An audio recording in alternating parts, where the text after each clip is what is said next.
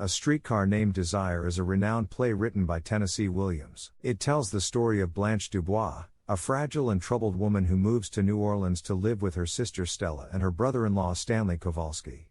Here is a detailed summary of the play.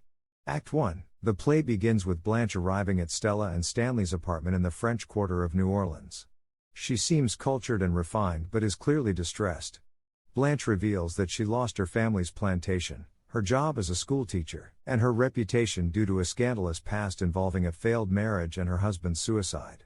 Stella is happy to see her sister but is also worried about Blanche's fragile state of mind. She tries to make Blanche feel at home. Stanley, Stella's husband, is immediately suspicious of Blanche and starts to investigate her past. He discovers her true financial situation and the reason behind her departure from their hometown. The tension between Blanche and Stanley escalates as they clash over Stella's loyalty and Blanche's attempts to maintain her dignity. Act 2. As Blanche's relationship with Stanley deteriorates, she begins a romantic relationship with Mitch, one of Stanley's poker buddies, believing that he is a kind and gentle man.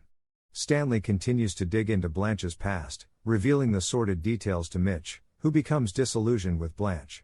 The conflict between Blanche and Stanley reaches its peak when Stanley reveals the truth about her past to Stella, causing a violent argument between the two sisters. Blanche's mental state further deteriorates, and she retreats into a world of fantasy, often speaking of her desire for magic and escape from reality. Act 3. Blanche's relationship with Mitch collapses when he confronts her about her past.